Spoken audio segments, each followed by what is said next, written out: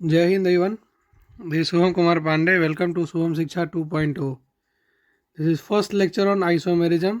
हमने आईयूपीएससी ख़त्म कर रखा है और आज जो बारी है वो है आइसोमेरिज्म की। हम लोग आज से क्या कर रहे हैं, आइसोमेरिज्म को शुरू कर रहे हैं। माफ़ी चाहते हैं, कल वीडियो नहीं आ पाई। मैं थोड़ा अपने एग्ज़ाम में बिजी था कल, इसलिए कल वीडियो नहीं आ पाई। Sorry guys. बस आज से कंटिन्यू रहेगी फिर भी, ठीक है। तो हम लोग आज जो पढ़ने वाले हैं वो है आइसोमेरिज्म में स्ट्रक्चरल आइसोमेरिज्म। यानी कि हम लोग पहला बात कि हम लोग आइसोमेरिज्म का शुरुआत करेंगे ऊपर से। हम लोग आइसोमेरिज्म का जो फर्स्ट पार्ट होगा स्ट्रक्चरल आइसोमेरिज्म, उसको निपटाएंगे आज, जिसमें कि दो पार्ट रह जाएगा, मेटामर और टॉटोमर, जिसको हम लोग कल के लेक्चर में निपटाएंगे। और आज क्या क्या पढ़ेंगे वो तो आगे चल के देख ही लेंगे आप। सो वेलकम एवरीवन, ठीक है। चलते हैं। हम लोग को पढ़ना क्या है आज, आइसोमेरिज्म पढ़ना है। आइसोमेरिज्म पढ़ने से पहले मैं चाहता हूँ कि आप इस क्वेश्चन को जरूर से ज़रूर बनाएं। अगर आपने आईयूपीएससी मेरा देखा है तो आप इस क्वेश्चन को बना पाएंगे। अगर आप ये क्वेश्चन बना पाते हैं, that means you are able to solve IIT JEE 2020 advance question. समझ रहे हैं, ये IIT JEE 2020 एडवांस का क्वेश्चन है। एडवांस में आया क्वेश्चन है कि 3 ethynyl 2 hydroxy 4 methyl hex 3 5 ynoic acid का इन चारों ऑप्शन में से कौन सा स्ट्रक्चर सही दिया गया है बताने के लिए। और मैंने अगर आपने मेरा लेक्चर ईमानदारी से फॉलो करा होगा तो आप इस क्वेश्चन को विद इन अ मिनट बना सकते हैं। मिनट भी नहीं लगेगा, बिकॉज आपको तो मेरा ट्रिक पता है। मैं ट्रिक क्या अपनाता हूँ कि पहले आप किस पे गौर करिए, हेक्स पे। यानी कि आपको 6 कार्बन का रिंग बनाना, तो बना लीजिए 1 2 3 4 5 और 6, ठीक है। फिर आप किस पे गौर करिए, यहाँ पे गौर करिए सब्स्टिट्यूएंट सब पे। क्या है, 3 पे इथाइनाइल है। तो आपको बताए थे जब इथीन में से एक हाइड्रोजन निकलता है तो बनता है इथिनाइल, बताए थे ना। उस समय क्या हो जाएगा, सॉरी इथाइनाइल हो जाएगा, ठीक है। जब इथाइन में से एक निकलेगा कौन, और इथाइन में से अगर हम लोग एक हाइड्रोजन निकालते हैं तो बनता है इथाइनाइल। अगर इथीन में से एक हाइड्रोजन निकालते हैं तो बनता है इथीनाइल। और इथेन में से एक हाइड्रोजन निकालते हैं तो बनता है इथाइल, बताया था मैंने। तो आपको क्या करना है, 3 पे लगा देना है आपको इथाइनाइल, तो लगा दिए हमने 3 पे इथाइनाइल, ये रहा 3 पे इथाइनाइल। अच्छा, 2 पे लगाना हाइड्रोक्सी, तो लगा दिए हमने 2 पे हाइड्रोक्सी, ये भी लगा दिया, ठीक है। 4 पे लगाना है मिथाइल, तो हमने 4 पे मिथाइल भी लगा दिया। अब चूंकि मैं आगे बढ़ा तो देखा 3 पे इन है, चलिए 3 पे इन भी लगा दिया। 5 पे आयोनिक एसिड, यानी कि इसमें क्या है, कार्बोक्सिलिक एसिड का बात आ गया है। तो जब कार्बोक्सिलिक एसिड का कार्बन काउंट होता है तो होता है ओइक एसिड, और अगर जब कार्बोक्सिलिक एसिड का कार्बन काउंट नहीं होता है तो उसको लिखते हैं हम लोग कार्बोक्सिलिक एसिड, लास्ट में लगा देते हैं। चूंकि यहाँ पे ओइक एसिड लगा हुआ है, यानी कि कार्बोक्सिलिक एसिड का जो कार्बन है वही हमारा मेन चेन का फर्स्ट नंबर कार्बन है। समझ में आया, कार्बोक्सिलिक एसिड का जो पहला कार्बन होगा वही हमारे मेन चेन का फर्स्ट कार्बन होगा, ठीक है। तो देखिए यहाँ पे मेन चेन का फर्स्ट कार्बन जो है वो कार्बोक्सिलिक एसिड का भी मेन ग्रुप है, यानी कार्बोनिल ग्रुप है। तो ये रहा 1, दिस इज 2 3, और बाकी नंबरिंग तो हम लोग जो किए हुए हैं वही किए हुए हैं, ठीक है। इसमें कोई चेंज तो किए नहीं। अच्छा, 1 पे COH देखेंगे तो देखिए यहाँ पे COH को लिखा है CO2H, ठीक है। तो 1 पे ठीक है, देख लिए। 2 पे हाइड्रोक्सी भी है, देख लिए, ठीक है। 3 पे क्या है चाहिए, 3 पे इथाइनाइल चाहिए। यहाँ पे 3 पे क्या है, इथीन है, सॉरी इथाइल है, तो ये तो नहीं होगा। चलिए सेकेंड क्वेश्चन बात करते हैं। CO2 को 1 नंबर देंगे, ये 2 नंबर, ये 3 नंबर, ये 4 और ये 5 होगा। यहाँ पे देखें तो 3 पे क्या है, मिथाइनाइल लगा हुआ है, और 4 पे क्या लगा हुआ है, इथाइनाइल लगा हुआ है। तो 4 पे तो मिथाइल लगाना, तो ये भी नहीं होगा। समझे कि नहीं समझे। अच्छा, C नंबर ऑप्शन में आते हैं। इसमें क्या कहता है दोस्त, लेट मी जूम फर्स्ट, ठीक है, ताकि आपको अच्छा से समझा पाऊँ। इसमें देखिए कह रहा है कि 2 पे हाइड्रोक्सी तो लगा हुआ है, ठीक है। यहाँ पे क्या कर दिया, 3 पे ही मिथाइल लगा दिया। हमको नहीं चाहिए यार, 3 पे तो हमको इथाइनाइल चाहिए था, ये भी नहीं होगा। ऑप्शन नंबर D पे आते हैं। इसमें देखिए क्या है, 1 पे ये CO2H है, 2 पे हाइड्रोक्सी है, 3 पे इथाइनाइल है, 4 पे आपका मिथाइल है, और 6 कार्बन का रिंग है। देखिए तो 1 2 3 4 5, सॉरी 5 का रिंग चाहिए था ना, 6 का रिंग, तो 6 का रिंग मिल जाएगा आपको। और जो बाकी है सो आपको ऑप्शन में मिल दिख रहा है। समझे कि नहीं समझे, अरे नहीं समझे, 6 कार्बन का रिंग आपको नहीं दिखा क्या, दिखाऊँ क्या फिर से। ओके, C देखिए यहाँ पे एक कार्बन यहाँ, wait a minute, let me take another pen so कि आपको दिखाई दे। एक कार्बन यहाँ, एक कार्बन यहाँ, 2 कार्बन, एक कार्बन यहाँ, 3 कार्बन, 4 कार्बन, 5 कार्बन और एक छठा कार्बन। समझ गए नहीं? 6 कार्बन कटिंग हो गया। 1 पे आपका CO2 लग गया, 2 पे हाइड्रोक्सी लग गया, 3 पे आपका इथाइनाइल लगा हुआ है, 4 पे आपका मिथाइल लगा हुआ है, और जो 5th नंबर है और बाकी आपका 6 का नहीं है, सब कुछ देख लिए। 3 पे इन भी लगा था, देखिए 3 पे इन लगा हुआ है कि नहीं, 1 2 3 पे इन लगा हुआ है ना, डबल बॉन्ड। समझ गए? तो इस क्वेश्चन को आप कर सकते थे, जो कि था IIT advance 2020। Late me right, this is for from, question कहाँ का है ये क्वेश्चन है IIT advance ADVANCE 2020। IIT advance 2020 का अपकमिंग 27 को जो हुआ है, 27 सितंबर, उसका क्वेश्चन है ये। समझ गए? और आइसोमेरिज्म पढ़ने के बाद इसके सब्सिक्वेंट में पूछा गया 2 और क्वेश्चन है, जो कि है न्यूमैन प्रोजेक्शन और एक है फीचर प्रोजेक्शन पे। वो क्वेश्चन भी आइसोमेरिज्म पढ़ने के बाद मेरे से आप बना सकते हैं। समझ गए? समझ गए सर। तो अब चलिए शुरू करते हैं आइसोमेरिज्म। दोस्त, आइसो का मतलब होता है इक्वल और मेरोस का मतलब होता है पार्ट, यानी कि इक्वल पार्ट। ठीक है, तो आगे चलते हैं। In organic chemistry, 2 or more compounds may have the same molecular formula but different structural formula. Such compounds are known as isomer and this phenomena is known as isomerism. Organic compound में 2 या 2 से अधिक compound ऐसे हो सकते हैं जिसका molecular formula तो सेम हो लेकिन उसका स्ट्रक्चरल फार्मूला डिफरेंट हो। समझे? सॉरी। इन ऑर्गेनिक केमिस्ट्री 2 या 2 से अधिक ऐसे कंपाउंड हो सकते हैं जिनका मॉलिकुलर फार्मूला तो सेम हो लेकिन स्ट्रक्चरल फार्मूला डिफरेंट हो। उन्हीं कंपाउंड को बोलते हैं आइसोमर, और इस फिनोमिनन को बोलते हैं हम लोग आइसोमेरिज्म। क्या बोलते हैं? आइसोमेरिज्म बोलते हैं। समझ में आया कि ऑर्गेनिक केमिस्ट्री में 2 या 2 से अधिक ऐसे मॉलिक्यूल होते हैं, ऐसे कंपाउंड होते हैं जिनका मॉलिकुलर फार्मूला सेम होता है लेकिन स्ट्रक्चरल फार्मूला डिफरेंट होने के कारण जिनको हम लोग बोलते हैं आइसोमर, और इस फिनोमेना को बोलते हैं हम लोग आइसोमेरिज्म। समझ गए? समझ गए सर। आगे चलते हैं। तो एक बार क्वेश्चन पूछा गया था नीट में या जेई में, मुझे ठीक से याद नहीं, लेकिन पूछा गया था ये वाला बात कि क्या ऐसे कि मान लेते हैं कि किसी आइसोमर में मॉलिकुलर फार्मूला सेम होना चाहिए, तो मॉलिकुलर फार्मूला सेम है तो आप क्या सोच सकते हैं कि एम्पिरिकल फार्मूला भी सेम होगा। सही बात है, क्योंकि उसका क्या होता है, सिंपलेस्ट रेशियो होता है। अच्छा, मॉलिकुलर फार्मूला सेम है तो क्या उसका मॉलिकुलर मास भी सेम होगा? होगा सर। मॉलिकुलर वेट भी सेम होगा? होगा सर। जब मॉलिकुलर वेट सेम होगा तो ऑप्शन में था कि इन चारों में से बताइए किस जो कि आइसोमेरिज्म में सेम होगा। ऑप्शन था ऑस्मोटिक प्रेशर, ऐसे करके ऑप्शन था, और एक ऑप्शन था वेपर डेंसिटी। तो बच्चे कंफ्यूज हो गए इसमें कि भाई वेपर डेंसिटी तो हो नहीं सकता है। लेकिन क्यों नहीं सकता? आप जानते हैं, आपने सॉल्यूशन चैप्टर या फिर मोल कॉन्सेप्ट में पढ़ रखा है कि vapour density is equal to molecular weight by 2। Vapour density क्या होता है? मॉलिकुलर वेट बाई 2 होता है। जब मॉलिकुलर वेट सेम है तो उसका आधा करने पर हमेशा सेम आएगा।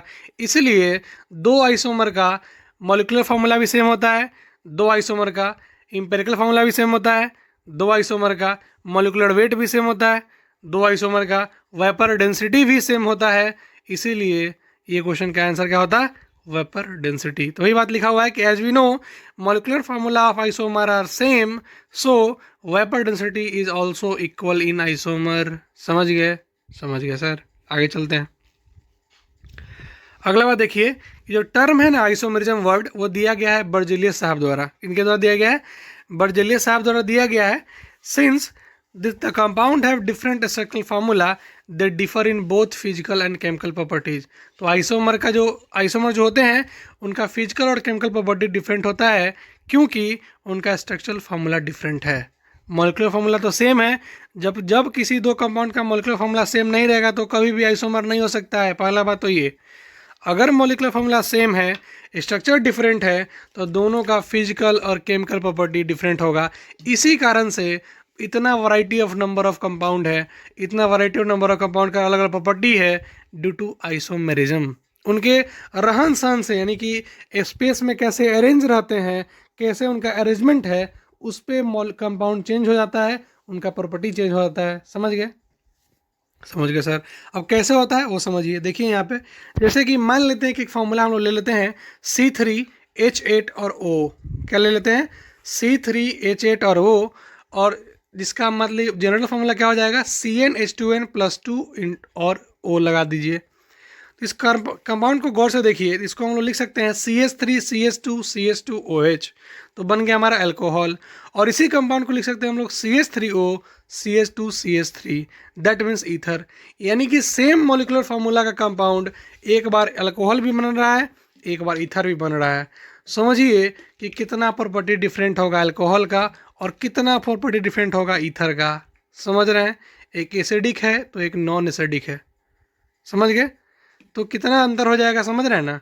सो अरेंजमेंट से फ़र्क पड़ता है और अरेंजमेंट के कारण ही डिफरेंट कंपाउंड का डिफरेंट प्रॉपर्टी शो होता है, और इसी कारण से इस चैप्टर को पढ़ना काफ़ी इंपॉर्टेंट हो जाता है। ठीक है, चूँकि आप 12th बोर्ड में हैं तो आपके बोर्ड में सिलेबस सिर्फ ऑप्टिकल आइसोमेरिज्म है, दैट मीन्स कि आपको पढ़ना है सिर्फ और सिर्फ स्टीरियो आइसोमेरिज्म।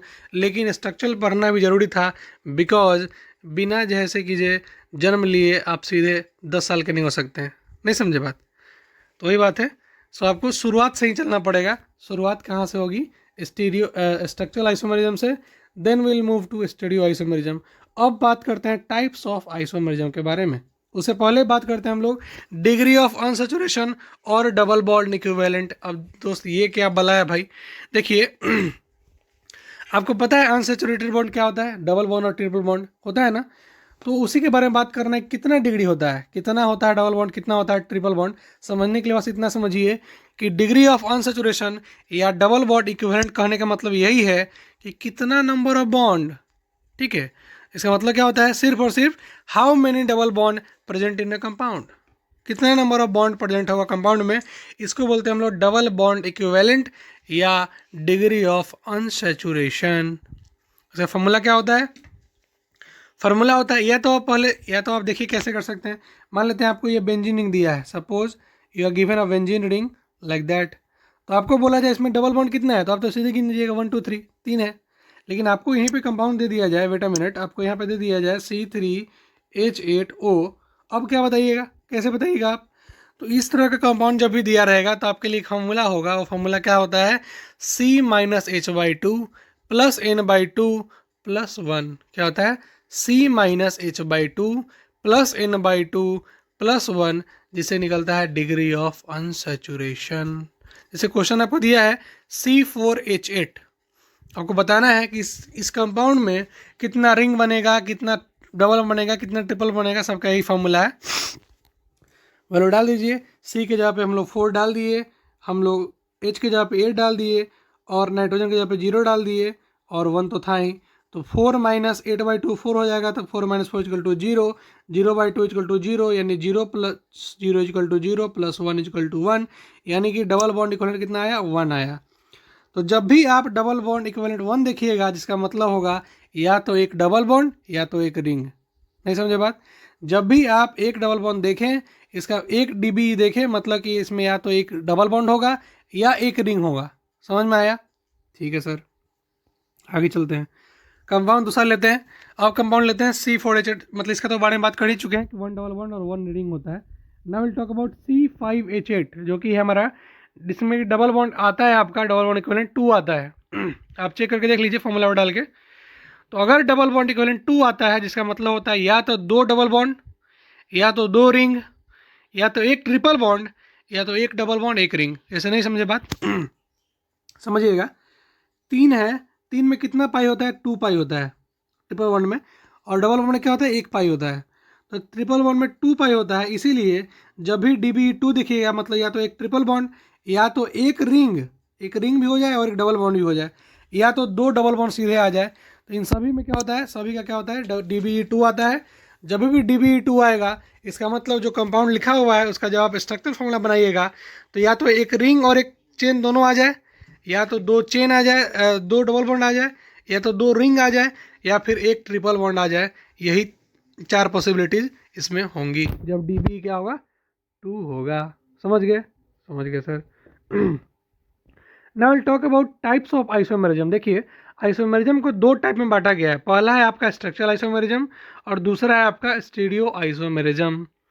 पहला जो है आपका स्ट्रक्चरल आइसोमेरिज्म, उसको 5 पार्ट में बांट दिया गया है और जनरली इसको 6 पार्ट में पढ़ा जाता है।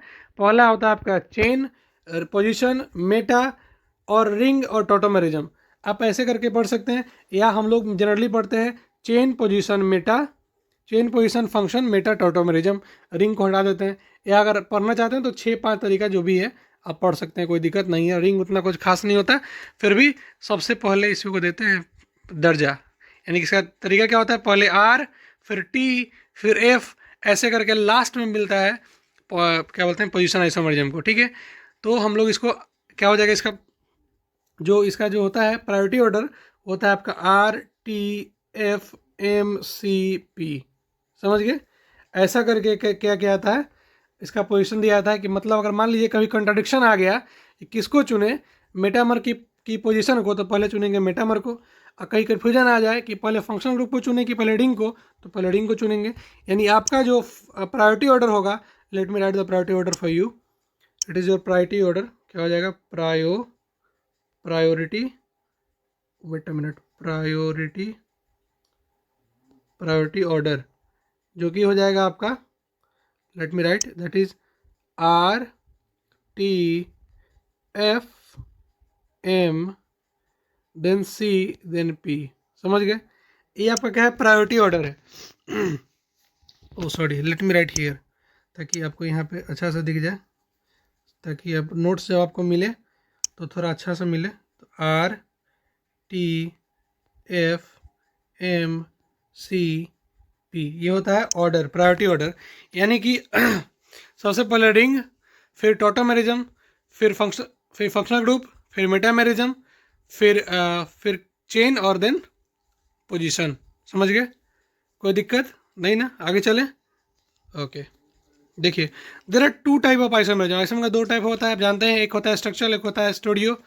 तो हम लोग अब से जो बात करेंगे 2 लेक्चर, वो बात करेंगे सिर्फ और सिर्फ स्ट्रक्चरल पे। फिर हम लोग अगले 3 लेक्चर में बात करेंगे सिर्फ और सिर्फ स्टूडियो पे। यानी कि 5 lecture is maximum for isomerism. तो यानी कि आज 30 को आपको मिलेगा, ये 30 सितंबर को ये फर्स्ट वीडियो। 1, 2, 3 और 4 तक हमारा आइसोमेरिज्म खत्म होगा। आई थिंक सो कि ऐसा होना चाहिए। चलिए ठीक है, पढ़ते हैं। देखिए, स्ट्रक्चरल आइसोमेरिज्म जो होता है वो होता है, this is due to different arrangement of atom within molecule. एक मॉलिक्यूल में डिफरेंट एटम के अरेंजमेंट के कारण जो निकलता है आइसोमर, उसको बोलते हैं हम लोग स्ट्रक्चरल आइसोमेरिज्म। क्या बोलते हैं? स्ट्रक्चरल आइसोमेरिज्म बोलते हैं जब मॉलिक्यूल में एटम का डिफरेंट अरेंजमेंट से मिलता है तब। और स्टीरियो कब होता है? This is due to the different spatial arrangement of atom on a group around a particular atom in the molecule. क्या होता है ये?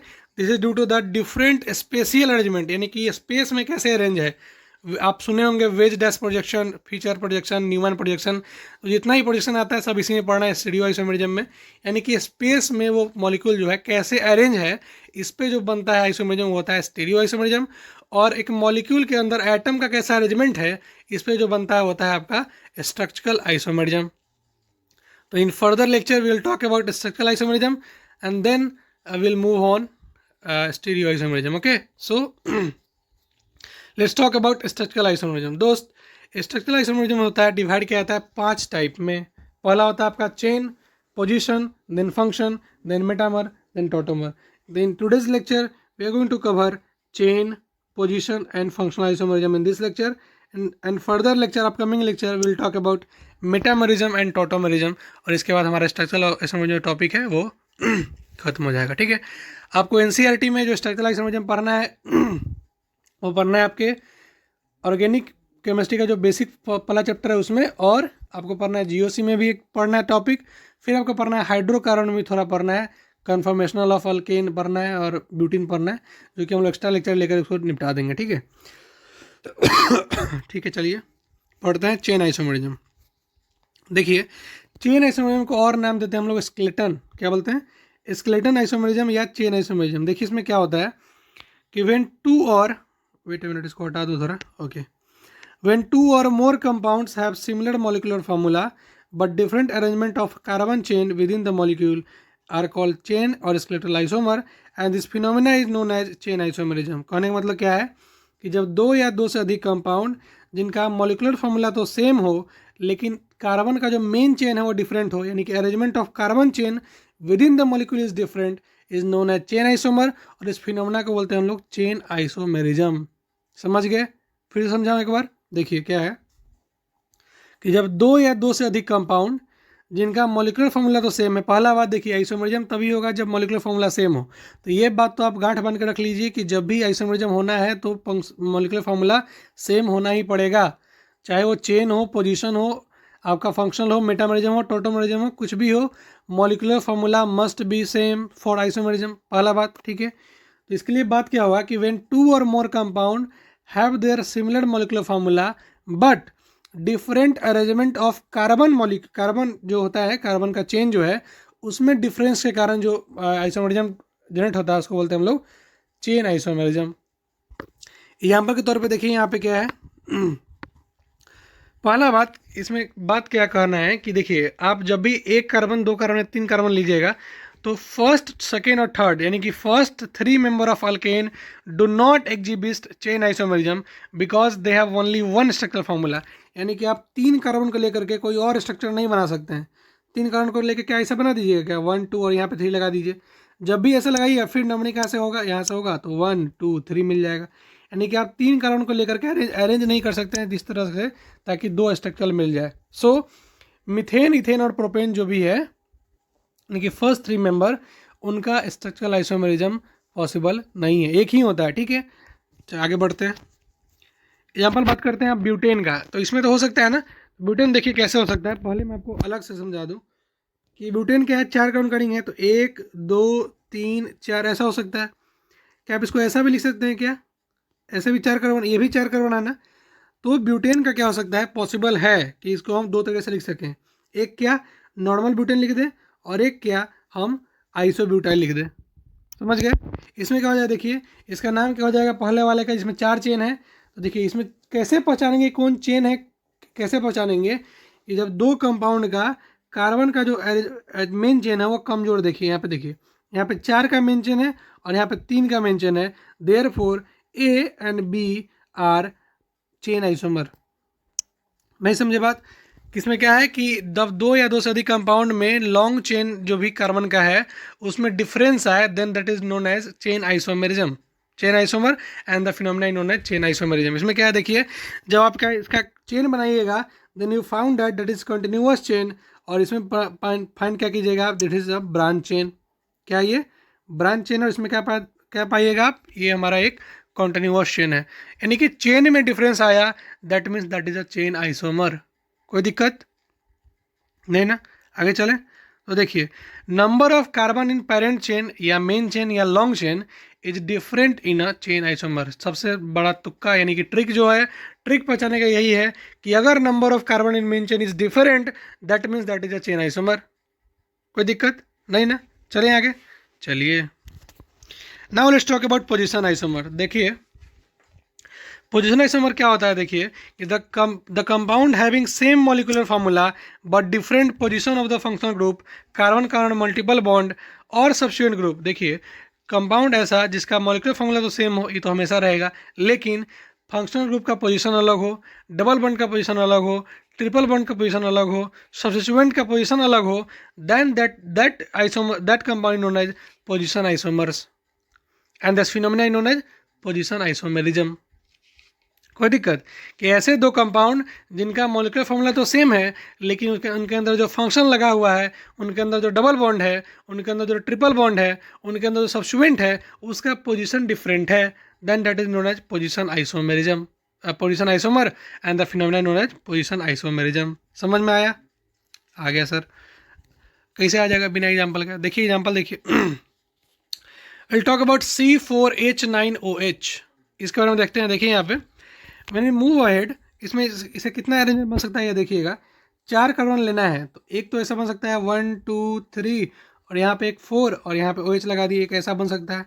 या 1 2 यहाँ पे 3 यहाँ पे 4 और OH एक बन सकता है, ये भी बन सकता है।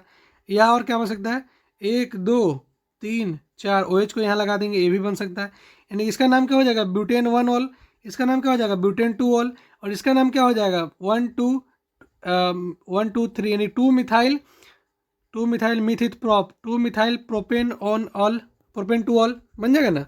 2 मिथाइल प्रोपेन टू ऑल, यानी कि देखिए पहला बन गया आपका ब्यूटेनॉल, दूसरा बन गया आपका ब्यूटेन टू ऑल, एंड तीसरा बन गया आपका ब्यूटेन क्या बन जाएगा, आपका बन जाएगा 2 मिथाइल प्रोपेनॉल। यानी कि आपको तीन तीन आप 4 भी बनता है क्या, नहीं 3 ही बनता है, ठीक है। तो आपको 3 जब देखिएगा, यानी कि आप 4 कार्बन से 3 अरेंजमेंट करके पोजीशन को डिफरेंट कर सकते हैं। तो देखिएगा आपको दिखाया जाएगा, तो एक चीज़ आप ऑब्जर्व जरूर करिएगा। यहाँ पे देखिए आपसे पूछा जाए कि ये जो कंपाउंड है ब्यूटेनॉल और ब्यूटेन टू ऑल आपस में क्या है, देखिए यहाँ पे, तो यहाँ पे OH लगा हुआ था पहला पे, यहाँ पे लगा हुआ दूसरा पे, तो क्या हो जाएगा ये functional isomerism, sorry position isomerism हो जाएगा। समझे कि नहीं समझे, कि जब भी ऐसा कार्बन चेन, ऐसा कार्बन ऐसा कंपाउंड हो जिसमें कि जो पोजीशन लगा हुआ है, जो फंक्शनल ग्रुप लगा हुआ है, उसका पोजीशन अलग अलग आए, then that is known as क्या, पोजीशन आइसोमर। ठीक है, चलिए इसमें बात करते हैं। ये हमारा क्या है, देखिए ब्यूटेन टू ऑल और 2 मिथाइल प्रोपेन और प्रोपेनॉल। ठीक है, इसमें देखिएगा तो इसमें क्या है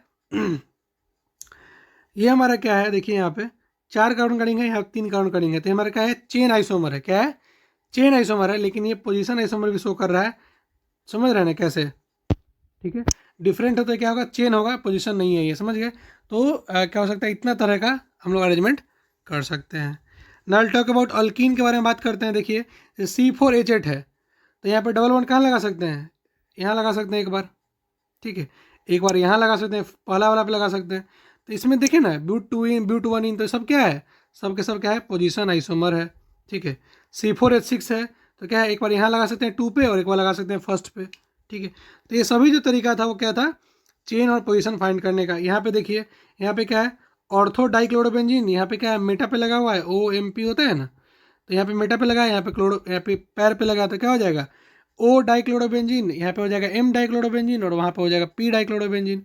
सब में देख रहे हैं कि क्लोरीन जो सब्स्टिट्यूएंट है उसका पोजीशन डिफरेंट आ रहा है।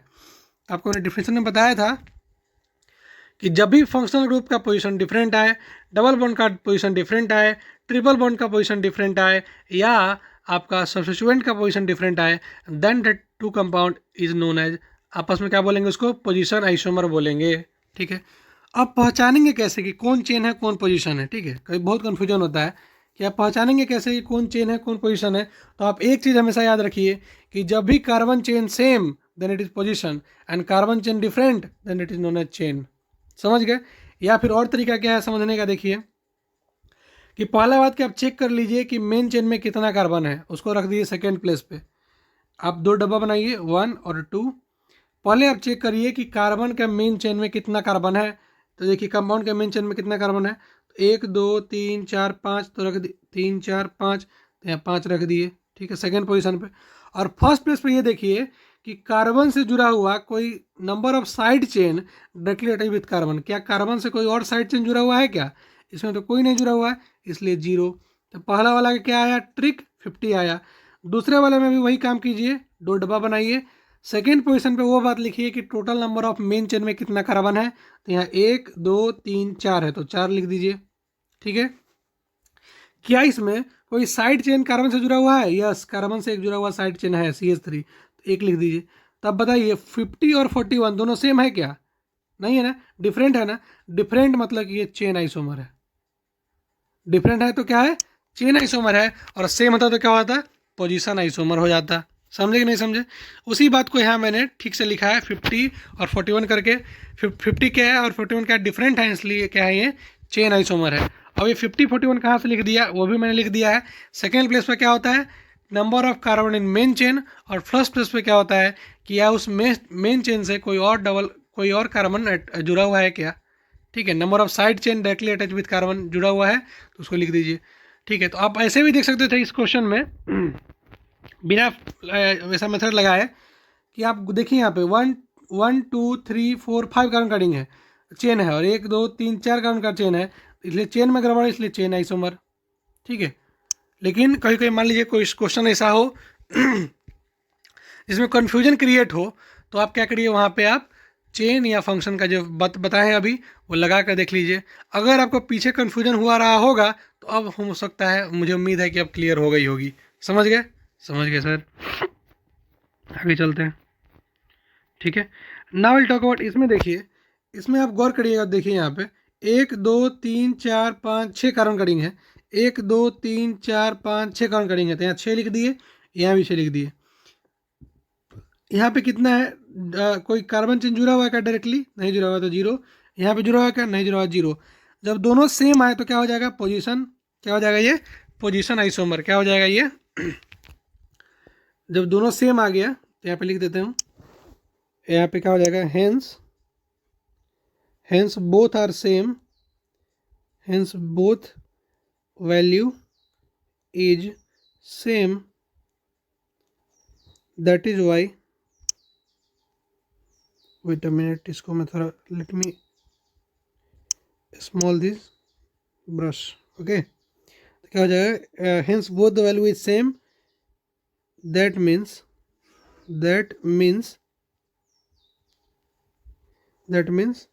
क्या है हमारा ये? That means it's a position isomer. That means it is a position, POSITION, position isomer। समझे कि नहीं समझे? समझ गए सर। तो आगे चलते हैं, देखिए। और देखिए, मान लेते हैं कोई जो, मान लीजिए हम 42 पेज का PDF बना कर आए हैं और ये आधा घंटा में खत्म हो जा रहा है। इसका मतलब क्या है कि इसमें लिखने में टाइम नहीं लग रहा है। अगर मैं लिख के पढ़ाऊँ तो वही एक लेक्चर 1 घंटा से कम का नहीं होगा, तो एक चैप्टर पढ़ाने में कम से कम 10-12 घंटा लग जाएंगे, ठीक है। लिख के लेने से क्या होता है कि आपको समय ही बचता है और मेरा थोड़ा स्पीड भी गियर अप हो जाता है आपके लिए, ठीक है। बिकॉज आपको कोई शुरू से पढ़ाना तो है नहीं, आपका रिविजन करवाना है, आपको बिल्डअप करना है, बूस्टअप करना है, इसलिए मैं थोड़ा फास्ट रहता हूँ। और आप अपने नॉर्मल पेज पर देख सकते हैं, कोई दिक्कत नहीं है। अब बात करते हैं थोड़ा, सर स्पायरो में होता है कि नहीं, थोड़ा देख लेते हैं, ठीक है। देखिए यहाँ पे लेट मी टेक अ, ठीक है। 1 2 3 4 5 6, आप जानते हैं स्पायरो में कहाँ से काउंटिंग होता है? स्मॉल रीडिंग से, ठीक है। तो 1 2 3 4 5 6 7 8 9, और यहाँ पे क्या आ जाएगा? 1 2 3 4 5 6 7 8 9 10। तो यहाँ हो जाएगा 9, कोई चेन नहीं जुड़ा हुआ है तो जीरो। यहाँ पे 10 और कोई नहीं जुड़ा तो जीरो। 90 और 100 क्या है? डिफरेंट है, तो क्या होगा? चेन आइसोमर होगा। क्या होगा? चेन आइसोमर होगा। कोई दिक्कत? चलें आगे, चलिए सर। इसमें देखते हैं, यहाँ पे देखिएगा हमारा क्या है? 1 2 3, let me take a black pen so that अच्छा से दिखेगा, ठीक है। 1 2 3 4 5 6 7, यहाँ पे क्या है? 1 2 3 4 5 6 7, 7 यहाँ भी है और एक जुड़ा हुआ है तो 71, यहाँ भी एक जुड़ा हुआ है तो 71। तो क्या ये दोनों सेम है? तो क्या हो जाएगा? पोजीशन आइसोमर होगा ना? गलत। This is very wrong, because आपको बताया था मैंने कम से कम 2 कंपाउंड आइसोमर तो होने चाहिए ना यार। आइसोमर कहाँ है? दोनों तो सेम कंपाउंड लिख दिया है मैंने नीचे और ऊपर, दोनों। कोई अंतर है क्या दोनों में? दोनों सेम कंपाउंड लिखा हुआ है। अरे देखिए ना, इसको मैंने क्या किया? इसको CH3 लिख दिया, इसको CH2 लिख दिया, इसको CH2 लिख दिया, इसको CH लिख दिया, यहाँ पे मिथाइल है तो मिथाइल लगा दिया, यहाँ CH2 है तो CH2 लिख दिया, CH2 लिख दिया और CH3 लिख दिया। तो उसी कंपाउंड को मैंने स्ट्रक्चरल फार्मूला में और कंडेंस फार्मूला में लिख दिया हुआ है, और आप यहाँ पे होगा कंफ्यूज और फेल। तो अभी यहाँ फेल हो गए तो ज़रूरी है कि आप एग्जाम में फेल नहीं होंगे, इसलिए यहाँ फेल होना ज़रूरी था। और जानबूझ के मैंने आपको कन्फ्यूज करने के लिए क्वेश्चन डाला है क्या कि ये पोजीशन आइसोमर नहीं है, ये तो आइसोमर ही नहीं है। बिकॉज 2 कंपाउंड डिफरेंट का है, इनका स्ट्रक्चर डिफरेंट का है यार, दोनों का स्ट्रक्चर तो सेम है। समझे कि नहीं समझे बात? दोनों का स्ट्रक्चर जो सेम है तो ये आइसोमर ही नहीं है, तो इनको चेन और पोजीशन बांटने का क्या बात कर रहे हैं आप लोग? So it is not a isomer because both these compound are same, इनका स्ट्रक्चरल फॉर्मूला सेम है, इसलिए क्या है? कंपाउंड ही नहीं है, ठीक है। सो अब बात करते हैं कि स्ट्रक्चरल आइसोमर कितना होते हैं। तो आप याद कर लीजिए, ब्यूटेन में 2 होता है, पेंटेन में 3 होता है, उसी तरह हेक्सेन में 5, हेप्टेन में 9, ऑक्टेन में 18 और डेकेन में 75 होता है। इससे ज़्यादा कुछ को याद नहीं करना, बस रट के जाना है। मान लीजिए कंपटीशन में कहीं पूछ लिया कि हेप्टेन में कितना होता है तो 9 मार दीजिए, टिक, और क्या, ठीक है। सो यही रहा। अब बात करते हैं फंक्शनल ग्रुप आइसोमरिज्म का। अभी तक हमने बात करा चेन आइसोमर, फिर बात किया हमने फंक्शनल आइसोमर, उससे पहले बात किया था हमने डबल बॉन्ड इक्विवेलेंट के बारे में। Now let's talk about functional group isomer के बारे में। अभी तक समझ में आया कि चेन आइसोमर कब होता है? जब कार्बन का जो लॉन्ग चेन है उसमें कार्बन का जो नंबरिंग है वो डिफरेंट आना चाहिए। पोजीशन कब होता है? जब कार्बन का जो नंबरिंग है वो सेम हो उससे मतलब नहीं है, हमें पोजीशन का जो प्लेस है वो चेंज होना चाहिए। पोजीशन में क्या क्या हो सकता है, फंक्शनल ग्रुप आ सकता है, डबल बॉन्ड आ सकता है, ट्रिपल बॉन्ड आ सकता है, आपका सब्स्टिट्यूएंट आ सकता है। हमने चारों पर क्वेश्चन करके देख लिए और हमने ये भी देखा कि जब भी चेन ऑफ पोजीशन की बात करेंगे कब, जब दोनों में क्या हो, हमारा जो स्ट्रक्चर हो वो डिफरेंट हो। जब स्ट्रक्चर सेम होगा तो आइसोमर ही नहीं रहेगा, तो हम लोग कैसे बात करेंगे भाई उसमें चेन और पोजीशन के बारे में। समझे कि नहीं समझे? समझ गए sir. Now let's move on functional group isomer के बारे में। देखिए, the compound having same molecular formula but different functional group in the molecule are called functional group isomer and this phenomena is called functional group isomerism. जब भी दो compound में molecular formula same हो और फंक्शनल ग्रुप डिफरेंट लगा हो तो उस दोनों कंपाउंड को बोलेंगे हम लोग आपस में क्या है, वो फंक्शनल आइसोमर है। और इस फिनोमेना को बोलते हैं हम लोग फंक्शनल आइसोमेरिज्म। क्या बोलते हैं? फंक्शनल आइसोमेरिज्म बोलते हैं। ठीक है, चलिए देखते हैं कैसे बोलते हैं। एग्जाम्पल के तौर पर पढ़ा लेते हैं हम लोग अल्कोहल और ईथर के बारे में। क्या बोलते हैं? अल्कोहल और ईथर के बारे में लेते हैं। देखिए अल्कोहल और ईथर में क्या अंतर है। मान लेते हैं, लेट सपोज कि हमने कंपाउंड लिया C2H6O। ठीक है, ये रिप्रेजेंट क्या करता है? दो isomer having different functional group. कैसे करता है भाई? मैं तो प्रूफ चाहिए सर, हम मेरे को तो प्रूफ दीजिए आप। देखिए यहाँ पे आप क्या इस 2 कार्बन और 6 हाइड्रोजन और O को लिख सकते हैं क्या? इथेनॉल। देखिए यहाँ पे 2 कार्बन 6 हाइड्रोजन और 1 ऑक्सीजन है कि नहीं है? क्या आप इसी मॉलिक्यूलर फार्मूला से क्या आप ईथर बना सकते हैं? तो देख रहे हैं कि एक ही कंपाउंड से हमें मिला इथेनॉल और उसी कंपाउंड के मॉलिक्यूलर फार्मूला से हमें मिला मिथॉक्सी मीथेन। समझे? जिसका इथेनॉल का कॉमन नेम क्या होता है? Ethyl alcohol. और मिथॉक्सी मीथेन का कॉमन नेम क्या हो जाएगा? Di methyl ether. समझ गए? समझ गए सर। और मान लीजिए दोनों मिथाइल नहीं रहता तो क्या होता? अरे फास्ट बोल गया क्या? यहाँ पे दोनों मिथाइल नहीं रहता तो क्या हो जाता? Ethyl methyl ether. जो भी रहता है उसको ऐसा लिखते हैं। आप जानते हैं कि मैंने आपको नोमेनक्लेचर करना सिखाया है और बहुत अच्छे से सिखाया है। अगर आपने नहीं देखा है तो आप प्लीज़ उसे देख लेंगे ज़रूर। ठीक है, चलिए। तो आपने क्या देखा कि एक में फंक्शनल ग्रुप लगा हुआ है OH और एक में फंक्शनल ग्रुप लगा हुआ है O। यानी कि एक में फंक्शनल ग्रुप लगा हुआ है OH यानी कि ROH और दूसरे में लगा हुआ है ROR यानी कि ईथर। एक है अल्कोहल। तो देखें कि क्या है, ये दोनों फंक्शनल आइसोमर है। ठीक है, आगे चलते हैं। अब बात करते हैं अल्डिहाइड एंड कीटोन के बारे में। देखिए क्या है, C3H6O represents 2 isomers having the structural formula CH3CH2CHO and CH3C_O CH3। तो आपने देखा कि एक हमारा है अल्डिहाइड और दूसरा हमारा है कीटोन। यानी कि एक का फंक्शनल ग्रुप है CHO, दूसरे का फंक्शनल ग्रुप है RC_OR। यानी कि एक हमारा प्रोपेनल है और एक हमारा प्रोपेनोन है। तो आप जानते हैं प्रोपेनोन को क्या बोलते हैं हम लोग? एसीटोन बोलते हैं। प्रोपेनोन को बोलते हैं नहीं, 2 मिथाइल लगा रहा उसको क्या बोलते हैं? एसीटोन बोलते हैं। समझ गए? समझ गए सर। यानी कि हमारा आपने अल्कोहल ईथर के बारे में देख लिया, हम आपने अल्डिहाइड और कीटोन के बारे में देख लिया। Now let's talk about some, हमारा जो बाकी बच गया that is aldehyde and ketone. क्या बच गया? Aldehyde and ketone. सॉरी, ये तो अभी था नहीं ना। इसके बाद क्या? कार्बोलिक एसिड और एस्टर। उससे पहले एक बात बहुत इंपॉर्टेंट है। क्या इंपॉर्टेंट? देखिए कि जब भी कोई अनसैचुरेटेड अल्कोहल और ईथर आएगा तो उसको हम लोग बोलेंगे functional isomer of aldehyde and ketone. Note down this point, this is very crucial point. क्या बोलता है कि अनसैचुरेटेड अल्कोहल और ether are functional isomer of aldehyde and ketone. Please note down that point, note that point, very important point. क्या बोलता है कि जब भी एक अनसैचुरेटेड अल्कोहल और ईथर का फंक्शनल ग्रुप मिलेगा तो उस आइसोमर को बोलेंगे हम लोग functional isomer of aldehyde and ketone. ठीक है, जैसे देखिए ब्यूट 2 in 1 ऑल और यहाँ आगे मिथॉक्सी प्रोपोनिन। तो इन दोनों क्या है? दोनों आइसोमर है। आइसोमर कौन से हैं? फंक्शनल आइसोमर है। और किसके फंक्शनल आइसोमर है? Functional isomer of aldehyde and ketone, not alcohol और ईथर। ये बात हमेशा याद रखिए कि जब भी डिग्री यानी कि जब भी अनसैचुरेटेड कार्बन कंपाउंड होगा जिसमें कि फंक्शनल आइसोमर लगा रहेगा अल्कोहल और ईथर का, तो उसको बोलेंगे हम लोग functional isomer of aldehyde and ketone बोलेंगे। कोई दिक्कत नहीं ना? समझ गए? यानी कि इंपॉर्टेंट कितना पॉइंट है, समझ गए ना? चलिए आगे चलते हैं। Let's proceed to next. अब तो खत्म होने के बारे में ही है, हम लोग आगे बात करेंगे कल। ठीक है, उससे पहले बात कर लेते हम लोग लास्ट इसे। अच्छा सॉरी, अमीन छूट गया लगता है मेरे से। अमीन का मैं बता दूंगा अभी आपको। ठीक है, चिंता ना करें। तीसरा नंबर क्या है, कार्बोक्सिलिक एसिड एंड ईस्टर, इसके बारे में बात करें। देखिए, let suppose C3H6O2 represent 2 isomerism. C3H6O2 represent करता है आपका 2 आइसोमर को। तो पहला क्या है, देखिए हमारा CH3CH2 C11OH, इसको हम लोग बोलेंगे।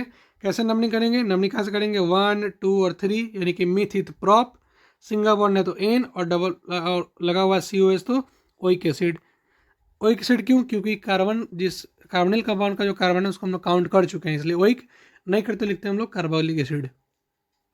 ठीक है, यहाँ पे देखिएगा तो क्या नाम होगा, इथाइल, मिथाइल, और क्या होता है इसका फॉर्मूला, एल्काइल एल्कानोएट, यानी कि मिथाइल इथानोएट।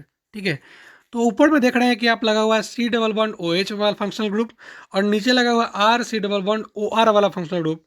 तो ये क्या हो गया, अलग अलग है, तो क्या है हमारा functional isomer of carbolic acid and Easter है। समझ गए, समझ गए सर। सो कल हम लोग बात करेंगे मेटामर और टोटोमर के बारे में। उससे पहले एक बता दूं एमीन के बारे में, यही कहीं बता देता हूँ ताकि आपका नोट्स भी मिल जाए। चौथा नंबर बात करते हैं एमीन के बारे में। तो आप एमीन के बारे में जानते हैं, जैसे मान लीजिए कि कोई कंपाउंड लेते हैं, ठीक है, जैसे मान लीजिए 1 2 3 4 और यहाँ पे N लगा दिए, सॉरी वेट अ मिनट, इसको मैं NH2 यहाँ लिख देता हूँ, एक ये हो गया। अच्छा, ठीक है, दूसरा क्या हो सकता है, यहाँ पे देखिए ऐसा लिख दूँ क्या, 1 2 3 4 और यहाँ पे NH2 लगा दूँ, ये भी हो सकता है, ये भी पॉसिबल है। ठीक है, अगला क्या हो सकता है, अगला आपका ये हो सकता है क्या, CCN C और C, ऐसा हो सकता है क्या, नहीं हो सकता क्या, ऐसा भी हो सकता है, पॉसिबल है। तो हमारा क्या है, ये सब पॉसिबिलिटीज़ है। ठीक है, तो एमीन पे भी ऐसा सब कुछ हो सकता है, इसलिए क्या है ये एमीन के बारे में है। सो हम लोग कल जो बात करेंगे होगा मेटामर और टोटोमर के बारे में। फिलहाल के लिए स्ट्रक्चरल आइसोमरिज्म में इतना ही। Thank you so much guys. अगर आपको अच्छा लगा है तो मैं नहीं बोलता हूँ कि लाइक करिए, सब्सक्राइब करिए और शेयर करिए, बिकॉज ये डिपेंड करता है फुल्ली आप पे, आपकी इंसानियत पे, कि आपको कैसा लगा lecture, and depend on my video also, कि आपको अगर मैं समझा पाया then I deserve a like button, and if not then I also deserve a unlike button also. So अगर आपको अच्छा नहीं लगा तो you can always press on like button also, so that मैं जानूँ तो सही कि बच्चे को क्या चाहिए। लेकिन अनलाइक दबाने से पहले आप मुझे कमेंट करके जरूर बताइएगा कि कहाँ पे आपको लगा जिसके कारण आपने ये अनलाइक बटन प्रेस करा है, और आपने लाइक भी किया है तो प्लीज़ आप अपना एक्सपीरियंस जरूर शेयर करें कि how my video affect you in your study. So thank you so much guys, prepare hard and I am always with you, so that कि आप अच्छा स्कोर कर पाएँ बोर्ड में। थैंक यू सो मच, मिलते हैं हम लोग कल के वीडियो में, बाय बाय।